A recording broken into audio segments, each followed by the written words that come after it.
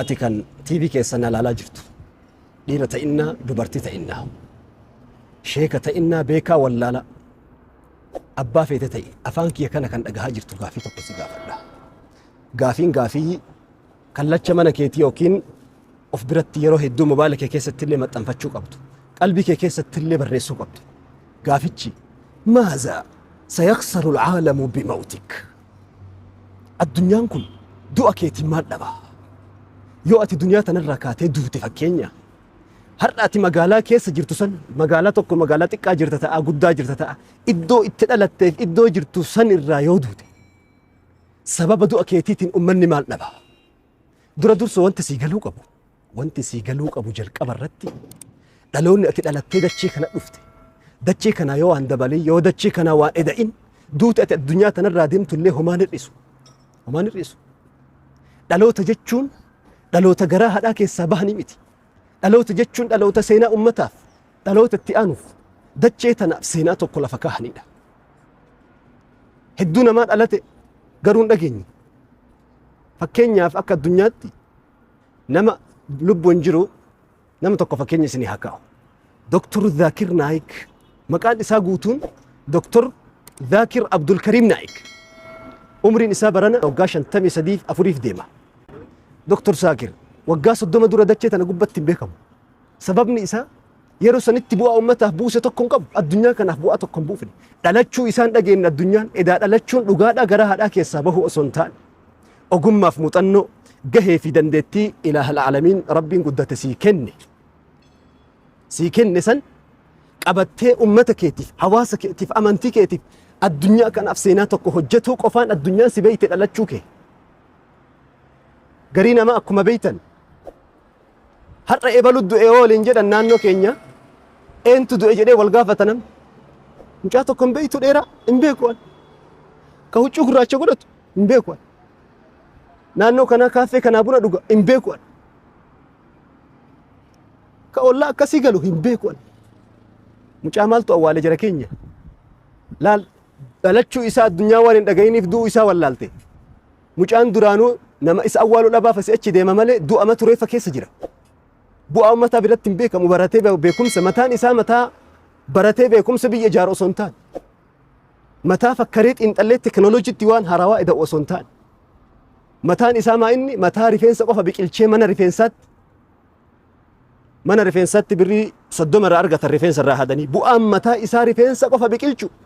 Mana rifeensaa dhaqee birrii 30 namaa kafalee hagasan birrii 30 birrii 50 kafalee rifeensa irraa hadu bu'aan mataa isaa kanuma mataa nama garii. Yoo mataa akkasiitiin ka jiraataa jirtu taate du'aa fi jiruun keetillee wal qixa. Ati waan jiraattuuf yoo hin qabne waan duutuuf hin qabdu.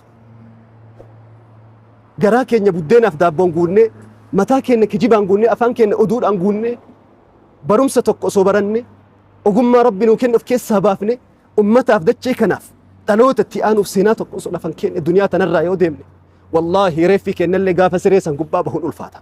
Reeffi nama seenaa osoo hin dalagin du'een ulfaata. Qabriin isaa sun ulfaatti wallaahi. Lidhaalik jara keenya yoo akkana jedhu waan guddaa hojjedhaa miti. Homa harkaa qabdan san namni waan harkaa qabu darbate sodaataan jedhamu jetti Oromoon hoyta mammaayitu.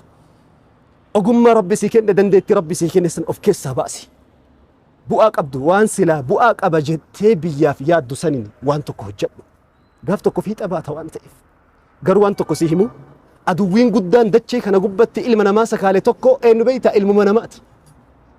Namni si sakaale tokko eenyu beeyta addunyaa kana gubba shayxaana durallee nafsiyyaateetti simatu ofii of sakaale ofumaa ofitti aduwwii ta'e. Fakkeenya seenaa sanii tokko isin yaa himu. Ameerikaadha lafti hayyuu tokko ture Ameerikaa keessa.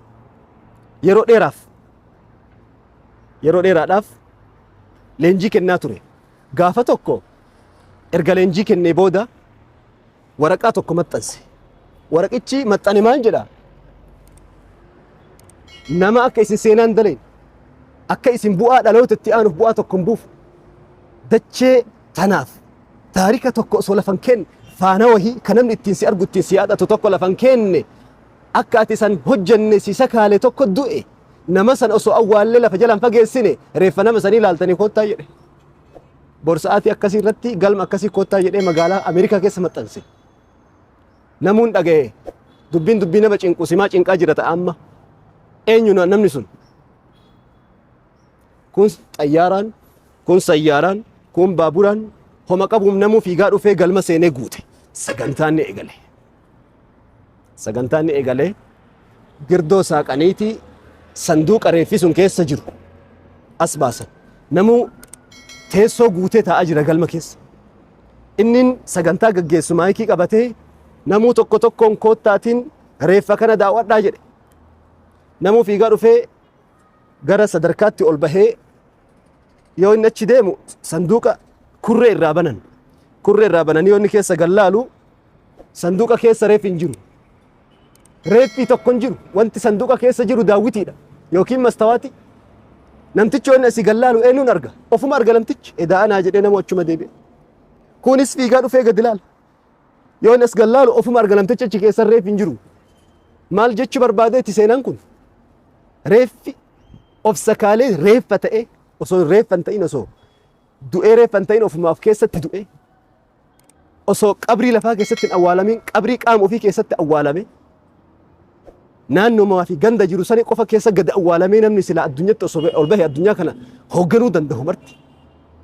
Ani yoo waa hojjedhe ma booda nama hin ta'u baradhee galma hin gahu tiyyatana rabbiin rahmatana haa godhu irraa sabbare jedhee kan eeksii ofirra kaahee zeeratti of deebise eenyuun si malee si namni reeffa ofitti of sakaalee akka seenaan hojjenne bu'aa biyyaaf hin buufne of sakaalee eenyuun kamaratee taa'ee oduu qofa of haasaa qofa of sima ofirraa mulqii ka'ii uffata gaflaa kana hojjedhu seenaa hin dandeessa waan ta'eef.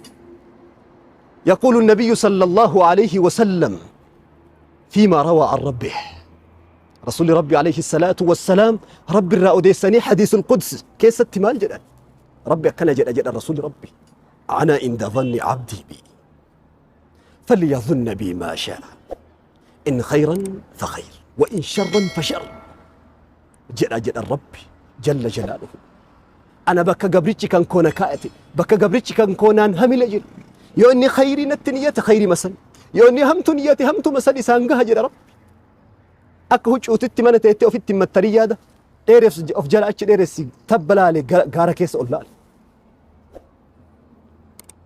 Namni miilli isaa lafa keessa jiru mataan isaa samii torbanii ol jiru nama muraasa addunyaa tana gubbatti warra daabbumaaf buddeenaan rakkate warra oduumaa fi ganda keessa deemu homa xixiqqoo dalagu